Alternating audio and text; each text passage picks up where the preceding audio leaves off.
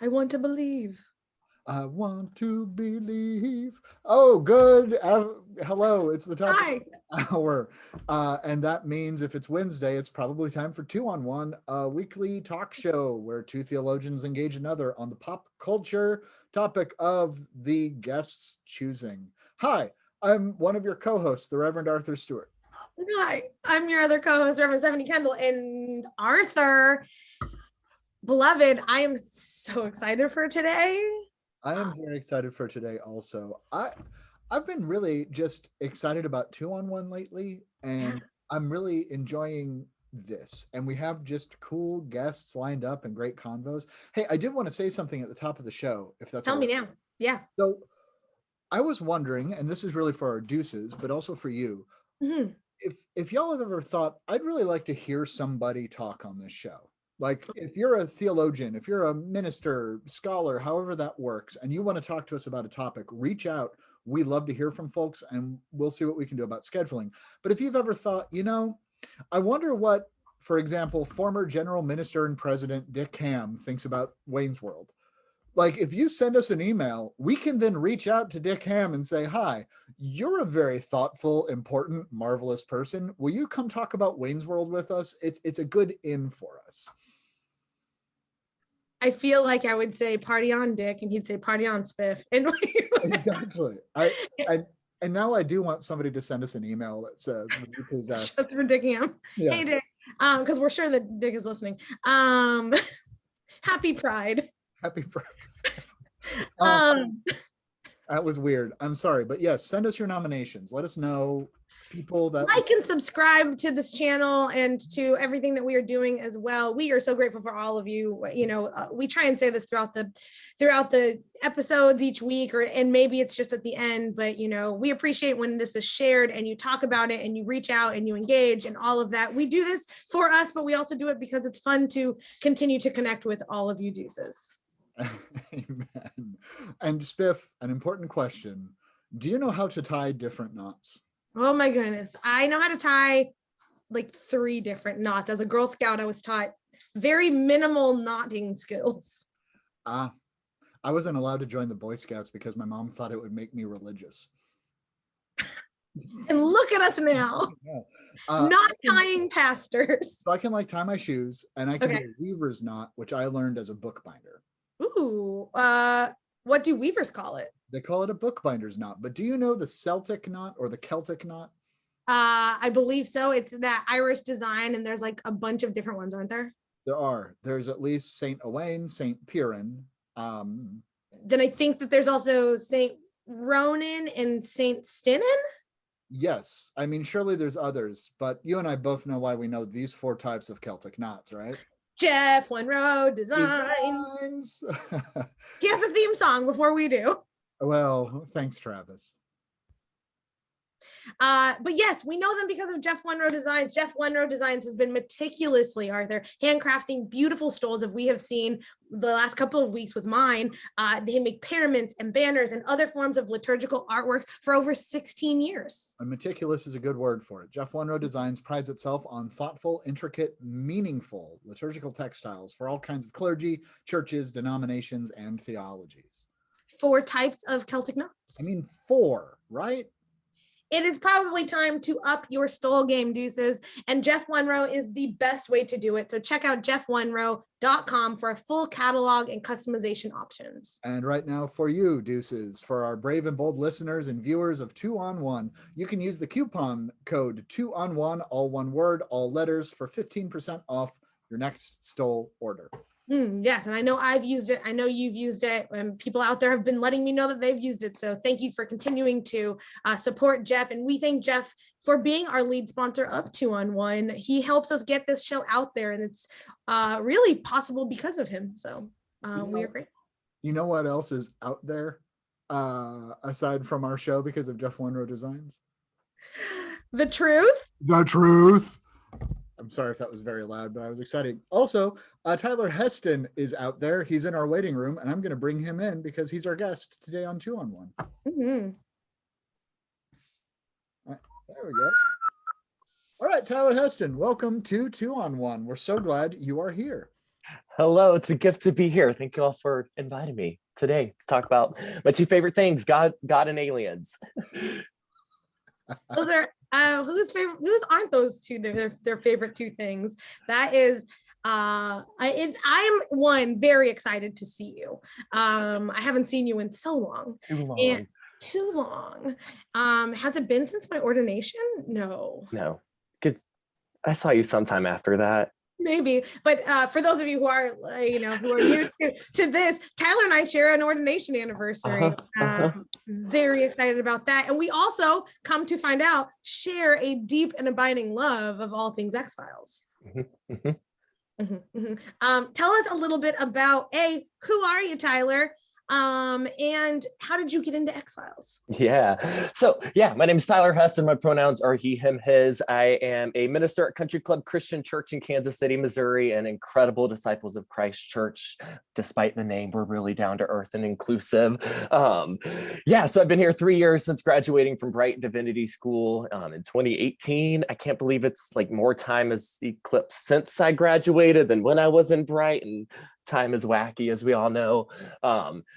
So lived in Fort Worth for 3 years, but I'm from Memphis, Tennessee originally. So bopped around mid-sized cities and exploring God's beautiful world through it. So I work with our youth and young adults programs here at Country Club and do a variety of other things in my own life and in the church and elsewhere. But how did I come to love the X-Files? So that's my first year at Bright. I remember my cousin came over. He lived in Dallas. We hung out for Thanksgiving, and he turned on an X-Files episode late that night and had a few glasses of wine, and it was like 4 seasons into the show, and I was like, what the heck is going on? I need to watch this show. And say that again. Like a childhood love. This is a recent predilection. Okay. Semi-recent, 6 years ago now, but I didn't my parents were too Christian to show me things like the X-Files growing up. I couldn't even watch Harry Potter. Do you think aliens and postmodern philosophy made it into my childhood home? No. But that I had been meaning to, I had a lot of friends who were into the X-Files and knew I would like it. And so watched that episode and I was like, this is cool. And picked it up, I think, in January. And it became my spiritual practice to watch the X-Files every night before I was going to bed. I think I watched an episode a day for 6 months until I finished it. Okay, actually, this leads me to my very first question then, I guess, because this is evangelism, right? We probably understand evangelism more as the via negativa, this is stuff you don't do. You don't stand on street corners and tell people they're going to hell. What does it mean that your introduction to the X-Files was really without context? It was just come and see because I'm doing this and it's important to me. How might we adapt that model into the church, or have we adapted that model into the church? Yeah. Oh gosh, we're deep cuts to start out with. I knew it was a show that people were excited about, and I trusted my cousin and the things he's into. He's the other gay cousin in my family, and we like all the same music, so I figured we'd like all the same television too. And that's, he didn't give much explanation, but it was just we should watch this. It'll be fun. And there was so many questions about what was coming up. It was a 2-parter episode in season 4, in which it's one of the biggest ones that kind of unveils some of the mythology of the show. So everything, I was like, Dana Scully's hot, and I don't know what's going on, and I want to watch this more. So instead, so many churches that stand on the street corner and tell people the answers to all their questions. They're like, here are the answers, here are the answers. And the first episode of the X-Files I watched was here's the questions, here's the questions. And, that's it. I was about to say, taste and see the Lord is weird. Amen. An absurdist God we follow. And I think that's how I approach evangelism. It's here are the questions I'm asking. Do you want to ask them with us? We don't have no answers. Well, and that the questions are meaningful, right? That they're not empty. Part of why, what I'm hearing you say of why you engaged in X-Files to begin with, right? Especially against the grain of some of your education and upbringing and things like that, is that it's meaningful to someone. And when something is meaningful to someone, there is something holy in that space, and that we can tap into, and that if we are open enough to be curious enough about that space, then we too become open enough and curious enough about how God might use us in that space as well. Yeah, yeah. We may sit down and watch 2 hours of television every night to get through seminary for 6 months. You got to do what you got to do. You know, I know people who would instead drink a fifth of whiskey, so X-Files seems preferable. The two are not mutually exclusive, but No, but yeah. Healthy habits, good boundaries, all the things that help us seek deeper into the connections that we explore and long for. Amen. Amen. Arthur, what's your relationship to X-Files? It was minimal until college. I always say I don't watch suspenseful or horror things. I know it's not horror. It is. I went back and rewatched it, and it is a lot scarier than I thought it was. It's scarier now for me as like an adult than it was for me as a kid. As a generally anxious person who like lives in the fear triad of the Enneagram, like I don't need help being scared, and I especially don't need help like aliens or like I just don't. But watching it in the daytime during a summer, I think when I was just really lonely, was fun. And I just love Skinner. Can I just put out there just right now, like he's kind of my favorite character. I every boss I realize I've ever had, I've wanted to be Skinner. But that's it. But I was first introduced to the X-Files when they did an X-Files cross promotion on The Simpsons with Mr. Burns. I bring you love. But yeah, Spiff, how about you? I've seen that. Watched it in high school. The original series was always kind of like a year behind though. Like it wasn't what I was watching intentionally, although like I would just catch reruns. And then in college, sat down and really watched it like front to start, like VHS tape, like Blockbuster rentals and things like that to like catch up on it. And then I stopped watching in season 7 when Mulder leaves because big Fox Mulder fan, like to the point where like Fox has always been one of my like, should I bear and get to name children? Like Fox is a name that I think is a very cool name for children. Oh, amen. I love that. And so, but didn't watch the movie, the 90s movie until after the 2008 movie came out. Which is a weird thing, like because I was kind of doing it all backwards. And then right before season 11 came out, I rewatched everything and then watched that because I was very excited for what that held. And while it's a little bit off, it's still Mulder and Scully, and there's nostalgia there, and there's meaning there because I have made meaning out of these relationships and commitments and people that have journeyed with me through my life. And I've noticed a lot of what we do on 2-on-1 with the older shows that we bring up is that it actually, I love them because it brings me back to spaces and times and in places in my life that I can be reflective on in care. And I think when the church is at its best, it does that too. It says, here are the stories and meaningful relationships that have journeyed with you that we are here to reflect on with you.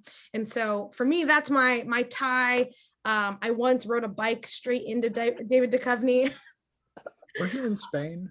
I won't tell the whole story. I think about that story every 6 months, Biff. As it just pops in my head. I visualize it. You started singing that song to him. I just want our deuces to understand something. Like Spiff will just drop stories and she doesn't share them on broadcast for a variety of good and personal and legal reasons sometimes. But like she'll just drop stories where she'll be like, oh yeah, I don't even want to give an example because I don't want to. I mean, like I'll be like, we're talking about coming up, talking X-Files, and I just dropped Arthur. I was like, oh yeah, I once rode my bike into David. Oh, and she's telling the story of sending it like a line at a time via text. So I'm just laughing uproariously. Anyways, it's a weird experience. Speaking of weird experiences, okay. Yes. There was a quote. I actually used it for our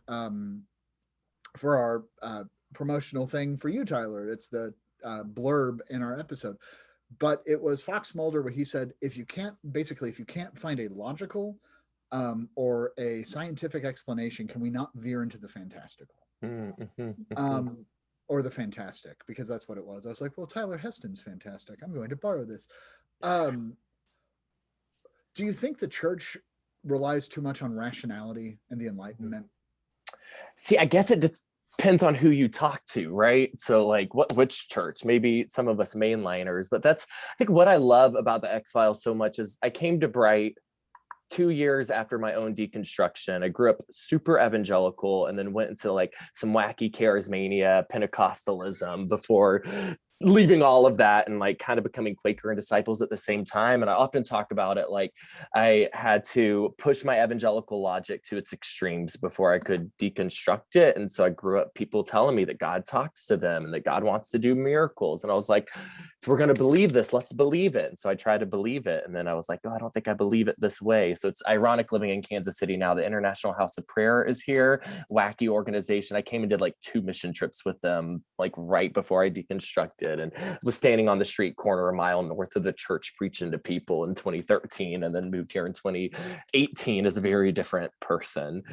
But yeah. So that's, I think that's what I talk about, how theologically formative the X-Files was for me, because it gave me a way to talk about the absurd and the fantastical and the supernatural in a way that felt more grounded. And that's, as I was prepping for today, I picked up a book called The Philosophy of the X-Files. It's one of those few really good gifts from an X that I hold on to a lot, but it's like 15 different philosophy essays about the X-Files that really unpack the beauty of the show, I think. And the first one is talking about how, like, that same line that you just used from Mulder, like Mulder in particular, but the whole show embodies what he calls an abductionary logic. So there's a lot of jokes about alien abduction and how the truth is out there, which means we're alienated from the truth and we have to abduct it in order to understand. But the author talks about how there's like 3 modes of knowing, and first is deduction, the second is induction, and the third is abduction. And so most of us operate with induction and deduction, that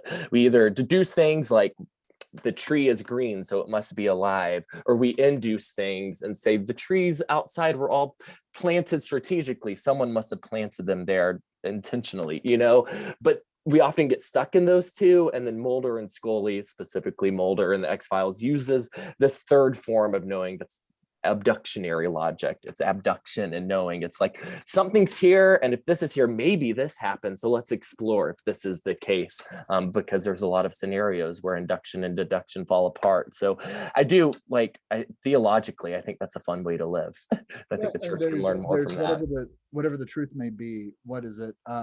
Is it Sherlock Holmes who says if we eliminate every option that is plausible, whatever is left, no matter how implausible, is the truth?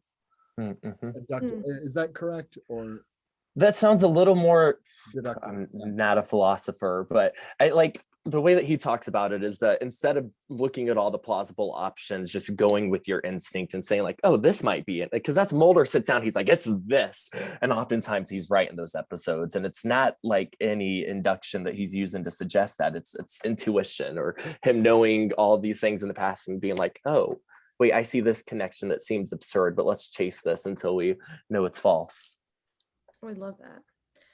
I think it's a really helpful model of how to, especially like in an exegetical model for scripture, of like what is possible, what can God do, what is God doing, and what might be possible. So I rewatched, I don't know, a good chunk of X-Files in preparation for this time together, as I was just very excited to do, and I was really struck. In my first viewing and first understanding of X-Files, I was not as aware of how religion played a part, especially for Scully. And I remember thinking as a kid, I grew up agnostic, atheist, very much like, church not for me. I don't believe in God, all the things. Right? Wow, how the tides have changed. But look at what God can do.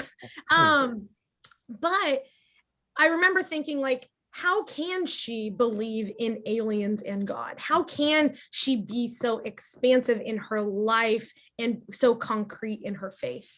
And I think that is something that, as I have grown in my own faith, I've more understood rather than judged as this outsider's perspective. And I'm wondering for you, what role Scully's faith played in your own understanding of the I guess, relationships that are there, or like what is possible in the world of the X-Files. Yeah, I always talk about how my favorite theologians that I found at Bright were rogue Catholics, from Pierre Teilhard de Chardin to Rene Girard to Dana Scully. So yes, very formative. That's yeah, like the way she holds mystery for like she grounds her faith in mystery and not answer, but in question.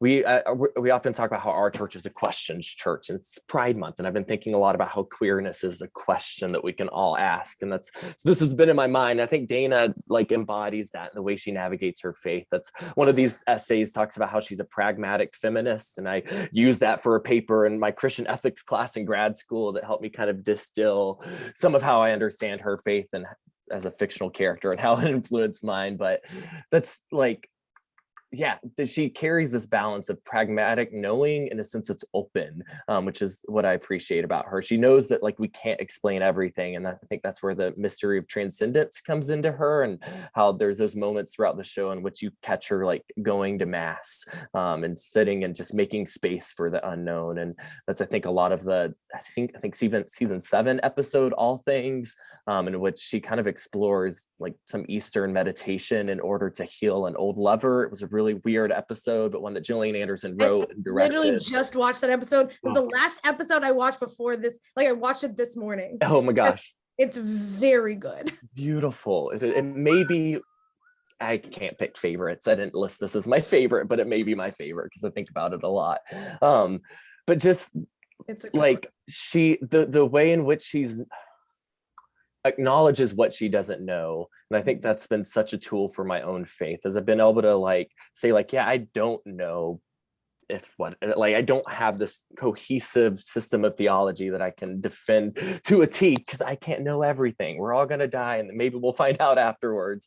But instead of being paralyzed by that not knowing, like using this pragmatic lens and ethos of like, well, what can I do, and how can I hold mystery and also navigate the world, asking these questions and seeing what comes out of that inquiry. And that's I think another thing that Dana's faith is inspired in me is it's so human. Like it doesn't seek these universal answers for everyone and everything, but it really seeks to make sense of what's in front. She makes sense of what's in front of her and asks the big questions. And I think that's like, there's one season where she believes in the alien conspiracy more than Mulder does, because she's been in like personal, her body has been affected by it. So it's not this theory outside of her, but it's become an embodied reality for her. And she still has more questions than Mulder ever has. But she's often grounding Mulder in like his humanity and his humanness. And I think that is like, that connects the pragmatic philosophical questions that she's asking in her scientific mind with the mystery of transcendence, and shows that the two aren't mutually exclusive.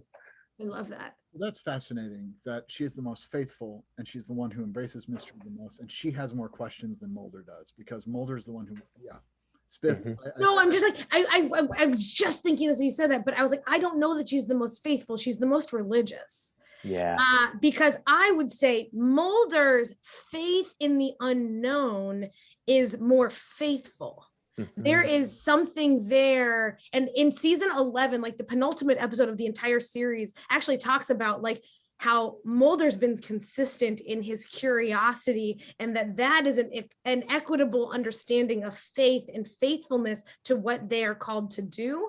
Whereas Dana is a bit more, I mean, she still operates with a hermeneutic of curiosity and a posturing of inquisitiveness, but there is still something like she vacillates more than Mulder does. And not to say that she's not faithful, like in just as faithful, just in other ways. But if we're talking about like, when I guess what the church thinks of as like the faithful, the consistent, we would be looking for the Mulders rather than the Scullys in our church. And I think that that's an interesting question to pose to our congregations, to say like, we've got a bunch of Scullys in our churches, but like, what do we do with the Mulders who we want in, right? Because that's what we're looking for. We're looking for that consistency and faithfulness. And yet we have been so closed off to what that might look like outside of the construct of the spaces that we have built. And so, Well, I think the show shows us too that we need both. Like they balance each other out, and like because I love how Scully changes her mind throughout the show because of her relationship with Mulder. But I love how like because Mulder becomes dogmatic in his faith sometimes, and we don't, and like it gets him in trouble, and like so much of Scully's pragmatism is not because she doesn't believe him, but because like I so much of those first few seasons, it's like we don't know what Scully actually believes because she's so concerned on like how she can communicate this to other people. And that's we need like they're two halves of a whole, like without each other, they balance each other out. And that's I feel like I have both so much within me, and the show's helped me like integrate the two. Speaking of bodily reactions to all of this, do you have a X-Files tattoo? I knew you were going to ask this, and I had to think about it. I was like, do I yet? I do have a little UFO tattooed on the back of my thigh in honor of this. I want to believe tattooed at some point, but don't know what that art would look like and when I'll get it done. But that's next. That's next. I mean, I hear you're coming to New York, so to come stay with a tattooist. So could I suggest you do it in Comic Sans? Might as well. We love absurd logic, right? So, a congregant once said to me, this was at the church in Dallas I served, but she came up and she said, I think I would be more freaked out. We ended up talking about, are we alone in the universe? Because Earth is kind of like the house with all of the trash in the yard. I think if there have to be sentient life forms who know about us, but they like veer around the planet because we're loud. And anyways, she said, I don't think I'd be as freaked out about aliens landing unless the aliens landed and said, do you know the good news of Jesus Christ? I said, well, and what if they landed the same way that like Columbus landed in Hispaniola? I had a question and I lost it. I'm so sorry because now it just turned into an anecdote. I apologize. Well, I mean, there's a question in there though. Like one, do you believe in aliens? And two, how has that belief informed your relationship to God? Yeah. I have a poster up in my room that I bought at Open Streets, Fort Worth back in the day. And it's like the X-Files, I Want to Believe poster, but there's like the Da Vinci hand of God coming out of the UFO. And it says, God might be aliens. And I think I used to have that in my office. And I was like, this may be offensive to some people. So I'm going to move it at home where I can see it every day. But yeah, no, and I was like, as I was kind of refreshing on the mythology of the X-Files, like one of the things it suggests is that God is aliens, that like the Bible was even like given to us by aliens because they find that UFO with all the different world religions and like the texts inscribed on it. Wacky. I love it. So absurd. But yeah, so I remember I saw Rob Bell speak once and he said something about how him and his wife were at some uppity party that they go to with some NASA scientist who's really well known. And he came up to them and was like, you need to find another job. And Rob was like, what? And he was like, we're going to find proof of intelligence life not within my lifetime, but within yours. And once that happens, no one's going to be interested in faith. And Rob Bell was like, I forgot exactly what he said, but he's like, that's going to make the story even better.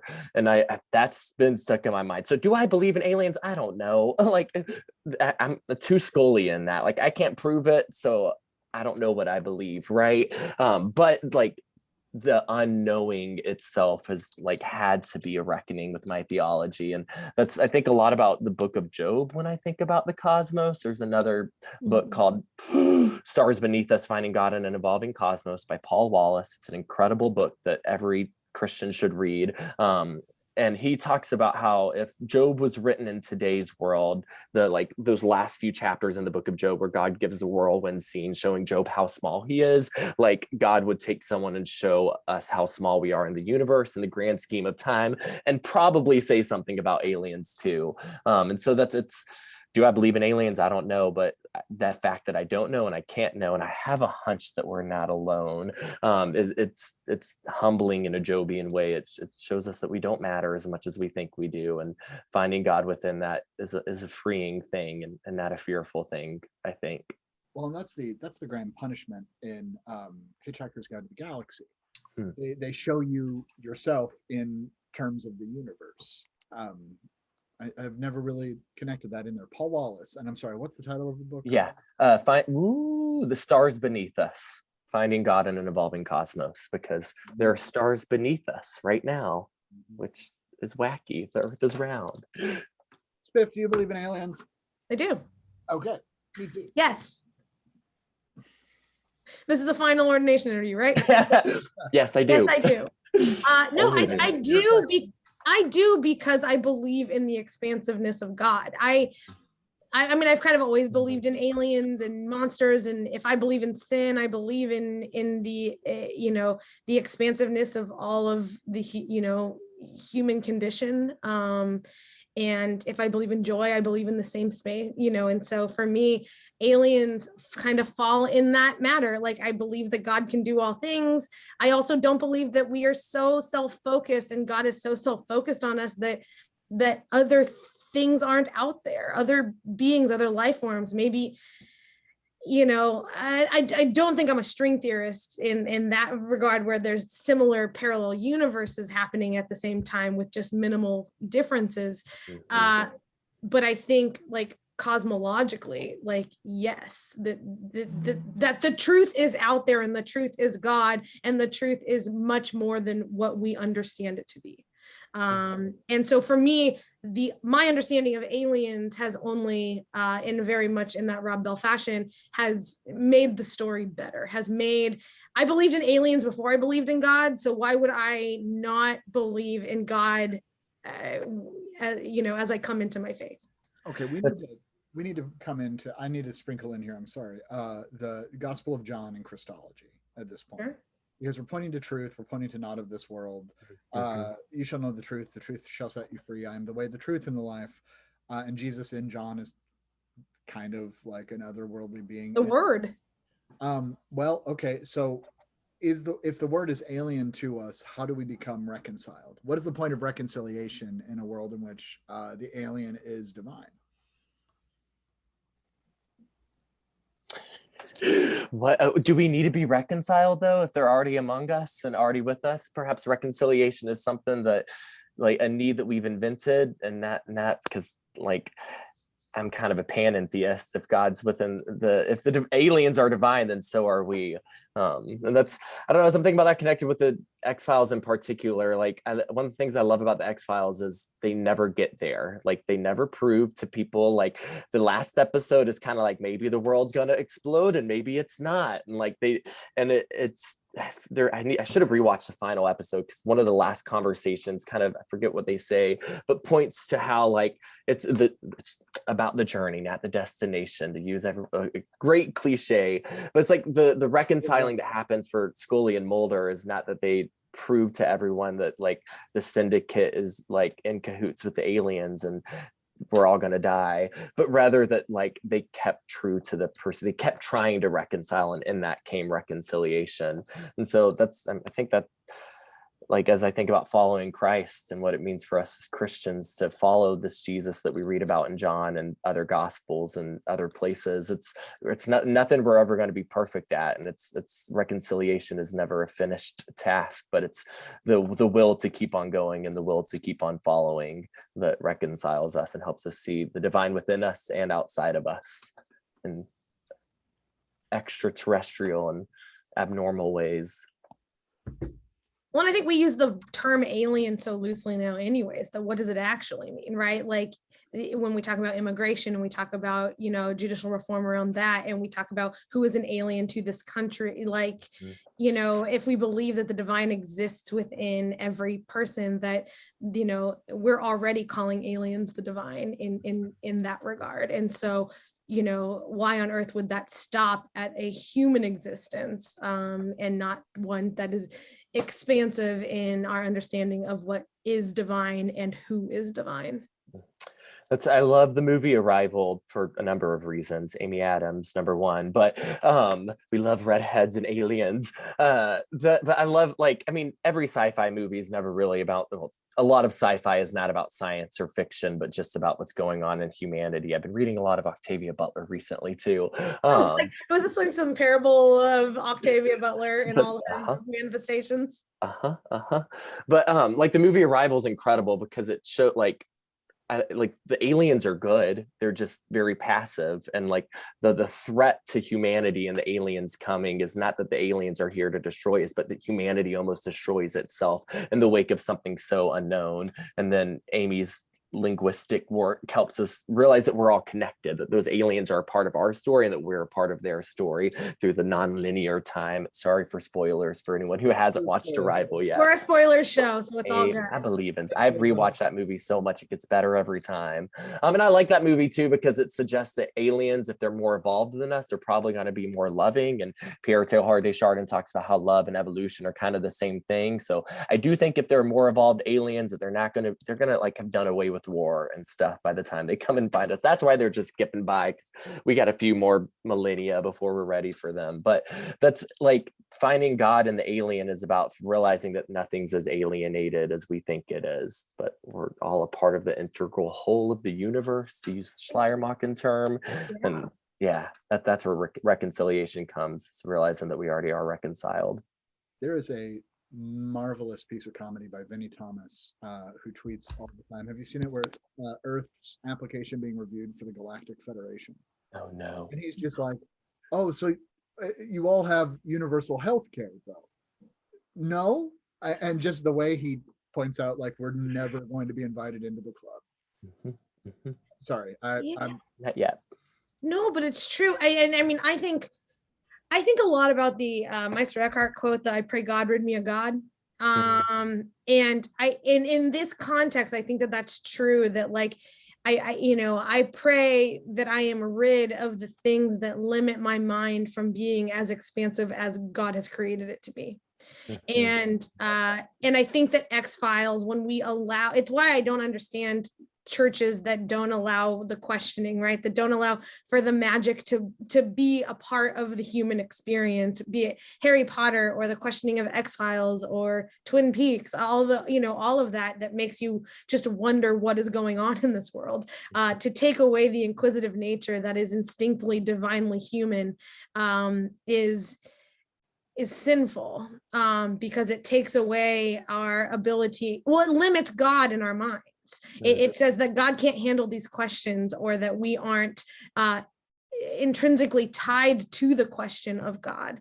And so I like that quote a lot, because, and I think, and I pray it often for lots of different reasons, like even in spaces of like TV though, right? Like I pray that I am as curious about the universe as Mulder, even when I am as staunch in my faith as Scully, and whatever needs to be rid of from my own, understanding, to be taken away, to allow that to happen is part of the prayer. Not that I need to be stationary in who I am, because that stationary is the reflection of the divine.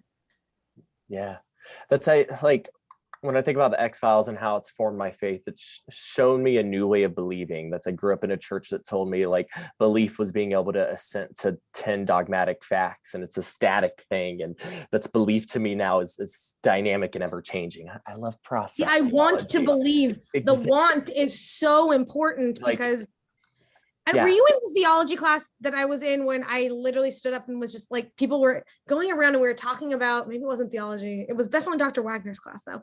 And he basically was like, what, like talk to us about your faith. And I went to seminary still as someone questioning all the things. And I was the only person that was like, sometimes I have to remind myself that I believe in this stuff. Yeah. I got like an email from a church member, a college age student whose family is involved with the church. I'd sent out like care packages to all of our college age students.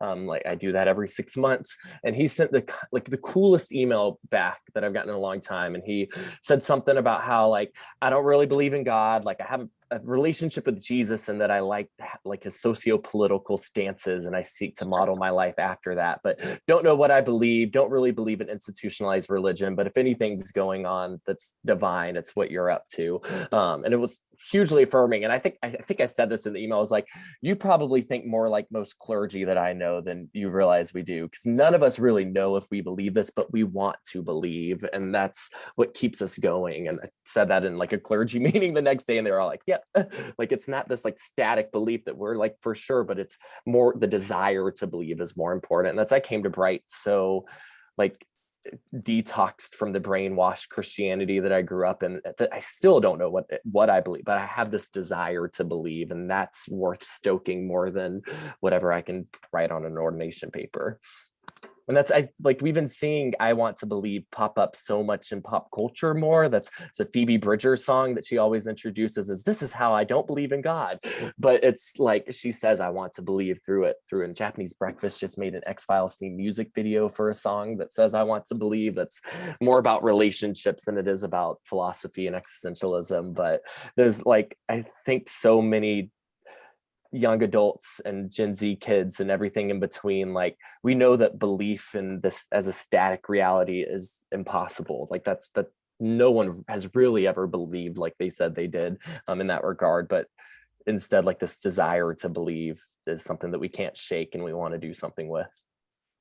And I think what I believe in is, again, goes back to that, right? Because sometimes there is the staunch, for me, and I guess just speaking only for me, but like sometimes, yes, it is like me and my faith and my belief in Jesus as the Son of the living God, the way, the truth, and all of that, very like that's it. And sometimes I'm like, oh, I don't know what that was about, but also my faith is still in the people. Like I still have faith in God's people, in God's work, whether or not it's in it's always in Christ, because that's my touchstone, and that's fine for me, but I also don't limit it to only being that for others, which is, I think, what informs my interfaith work and intra-faith work, and I think is part of what informs Scully's ability to engage in the what's next. Arthur, what do you think? I think you're drawing on the hermeneutic of curiosity that keeps pulling up there. It's centering the faith as an act of collaboration and conspiracy, as opposed to from this point I am coming in and from a colonial model, for lack of a better term.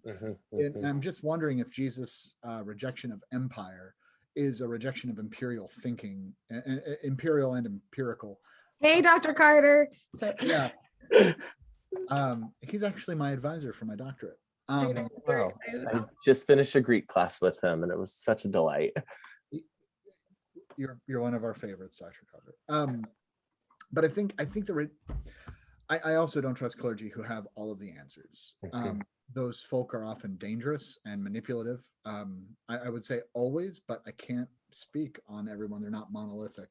My experience with them, though, if they're like, the only theology you need is the Bible, and I'm going to interpret the Bible at you, no thanks. So what does it mean to fail? Mulder fails. He falls through. He gets abducted for an unspecified period of time. What does failure need to look like, and how does that inform the faith? Oh, it's a good question. It's a great Pride Month question. I just finished a book on queer theory that talks a lot about how failure is a part of it and an important. It's not about like perfecting expectations or meeting expectations perfectly, but about living and choosing life, even when that includes failure. And I like how Mulder fails and learns from it and grows from it, and it demonstrates that the truth is not a one-person task, because in his failure, Scully meets him where he is and holds space, like helps him as he fails. And that's, I think, a lot about his failures too, is like just how rambunctious he is within the FBI, that sometimes he's so dogmatic about this is it, that he steers right through things and like doesn't gain the audience that he needs to hear what he has to say. And Scully helps him a lot with that by mediating his dogmatic beliefs in the aliens. And so, like, what was the question again? Where does failure fit in? Yeah, I mean, I think you're answering it very well. I think so proof that we can't do it on our own. Well, we have to fail together, or we have to fail in community, right? Because if we don't, I don't make mistakes when I drive alone. There's no reason for anyone to panic. I cut no one off. I don't pull out in front of people. And it's only when people are in my car and they notice the fact that I drive a little erratically, for lack of a better example, or a deeper one. Spiff? I'm a 3 and I hate it. Uh-huh. And yet, obviously, as I've gotten older and more mature in my reflection processes, I've come to understand it as a tool and not an end. Mm-hmm. And I think that is what Mulder does best when he is healthiest, because I also think that there are some mental health and physical health boundaries that are pushed on in this show in lots of different ways, just a little bit. And so I am,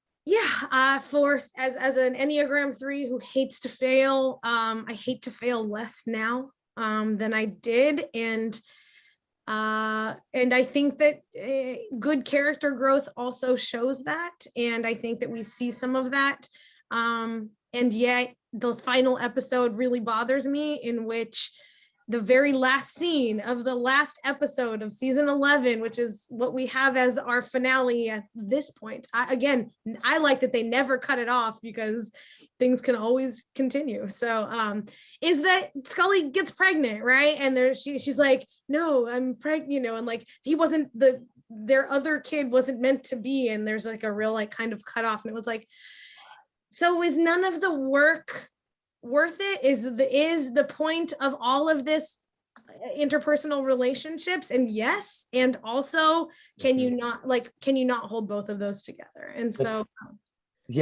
I've been thinking about the same tension, and I think that's why I struggle and like the end, is because it's grounded in the human relationship. It's proof that the like inquiry of like discovering that truth is good, even if it's an uncompleted task. I read a book called Sexual Disorientations. It was like queer theories of time, and New Testament scholarship this year. And it's a bunch of reflection on a book called Cruising Utopia, which is a queer theory book that I read in December. And I was like, we need theology about this. And turns out there was.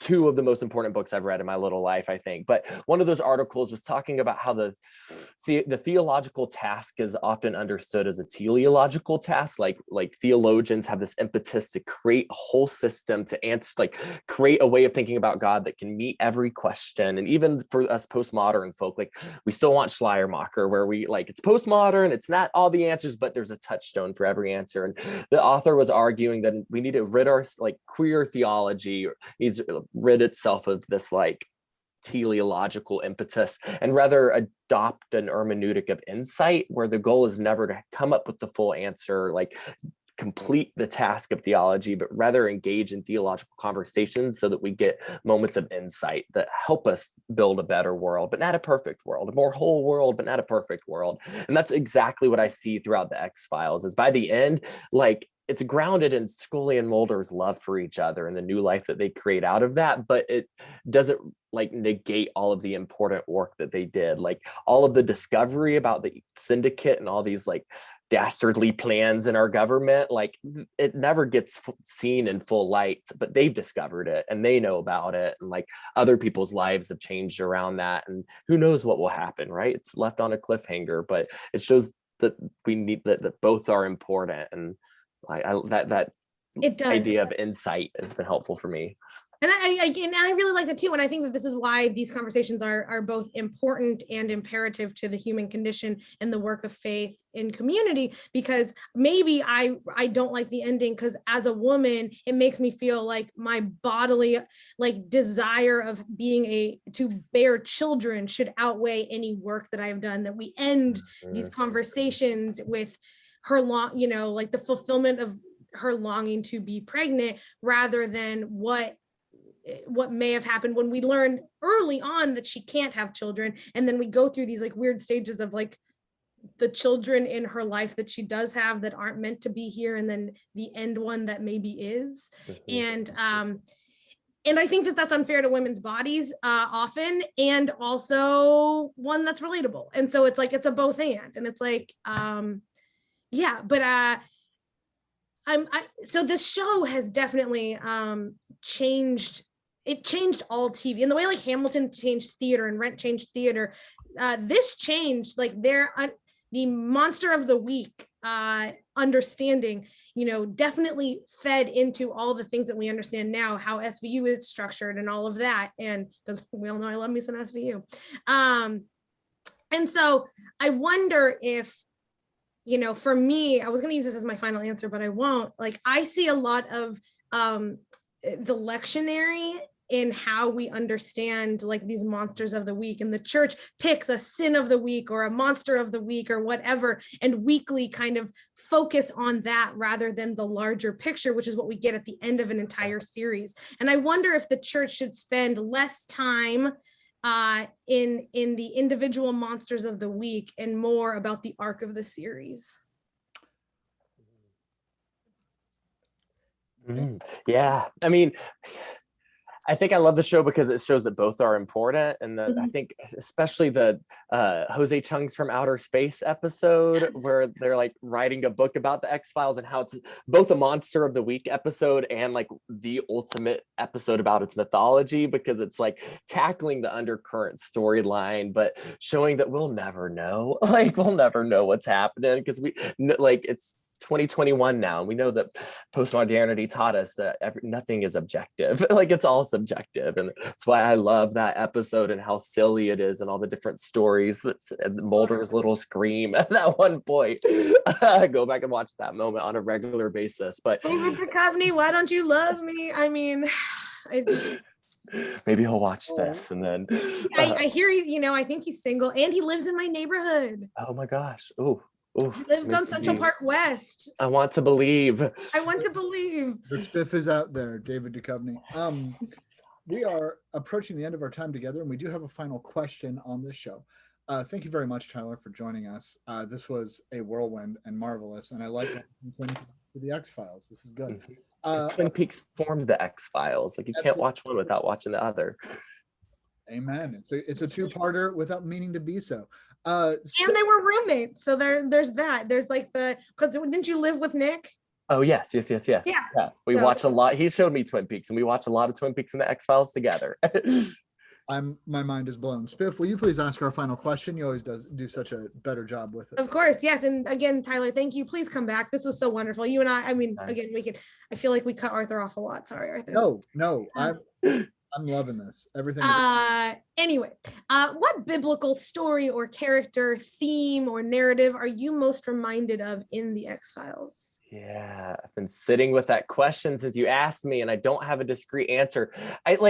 Job is the first one that comes to mind for the reason I shared earlier, that Job had these questions about what was happening to him in the trap, and he wanted to believe the whole time. Like, he knew that all of the reductionary answers that his friends were giving him that shut down the questioning didn't make sense, and he had a dogmatic Mulderian drive to believe throughout all of those 30 something chapters that are so hard to read. And then it ends up God ends up coming and reminding him how small he is through the bizarreness of the cosmos around him, and out of that he doesn't get an answer, but he's satisfied, or whatever, maybe satisfied depending on how you read. They re-edited the original ending with Job was a little more ambiguous, and I liked it better for that reason. But I think that's the one that comes to mind. Maybe the Syrophoenician woman and her also drive to believe against conventions, and how that changed Jesus's mind, that connects too, because the X-Files is all about changing your minds and being willing to believe against conventional logics. But I think Job is more like the X-Files than a lot of the Bible to me. Absolutely. Arthur? My answer was going to be the story from Mark, the son being healed. I believe helped my unbelief. But honestly, just the last few minutes of this conversation made me write down, what if eschatology is about the cliffhanger? And yeah, so being elbows deep in the Corinthian letters, I haven't mentioned the fact that I read 2 Corinthians way too much. Being elbows deep in the Corinthians, bingo. This now and not yet thing, what if it is literally supposed to be now and not yet, not both, not neither, but simply and. So I just need to kind of sit with that for a while. So I'm just going to say I love that. Only in eschatology, sure. Spiff. So I too struggled with this one. And again, I was going to go with the lectionary being their episodic structure, which I think is still part of my answer, because now that I can't watch anything without being like, how would I answer the final 2-on-1 question with this? It has both lovingly informed and ruined all of viewership for me. But I'm going to go with, and this is, I think a bit out of left field, but I'm going to go with Adam and Eve. As dysfunctional and functional as it's meant to be, and that it changed the history of what comes after it, and everything is also kind of modeled on it, even the bad parts and the good parts. And in the end, they're supposed to be together, but there's turmoil in of their relationship writ large. It kind of comes out of nowhere. So I'm going to go with Adam and Eve for my Mulder and Scully pairing. I kind of want a tattoo of Scully as Mother Mary, but maybe I'll do Mulder and Scully as Adam and Eve in the garden, because that would be incredible. Well, do you know that I was just, so again, big David Duchovny fan, as we all know, and I started watching again Californication, and one of the first seasons of Californication is him with a snake and an apple, and I was just, and so then that's like kind of what informed this. I was like, ooh, this is very like, he's engaged in the what comes next, and in the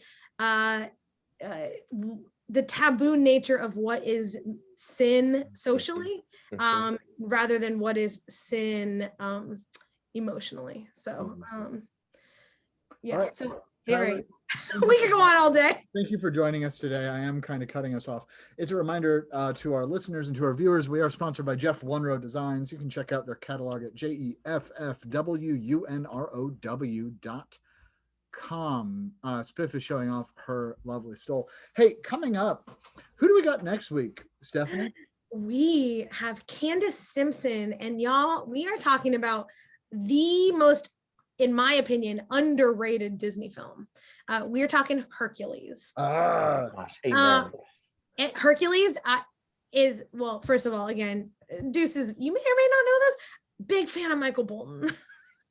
Everything is better with Bolton. And so the fact that there's a big push on that soundtrack for what he is, I don't know, there's a whole thing, but I love the muses. I love everything about Hercules. And huge crush on Hercules as a kid, so amen. And when Candace brought this to the forefront of saying, like, this is what I want our topic to be, I was over the moon. I'm really excited to end Pride Week, or Pride Month, sorry, with Minister Candace Simpson and Hercules. And then, Arthur, okay, what comes next? Then it's Christmas in July. It is a magical season in which hair is cut and grows. It is a time when we welcome back old friends and new friends. We are going to talk to Whitney Waller about Love Actually. We are going to talk to Carrie Tannehill. We're bringing her back to talk about the most Slytherin Christmas movie, Home Alone. Quadri Harris is going to join us, and he's talking about The Best Man Holiday. And then on the 28th, we have the definitive Christmas movie, Die Hard, being spoken about, dissected, discussed, and defended by the Reverend Laura Blackwood Pickrell. So we have an incredible slate for Christmas in July. It's going to be wonderful. I'm super excited. Me too. Yes. And Tyler, thank you 1,000 times for coming on and talking about X-Files. This has been 2-on-1. I'm going to say goodbye. Goodbye. Goodbye, friends.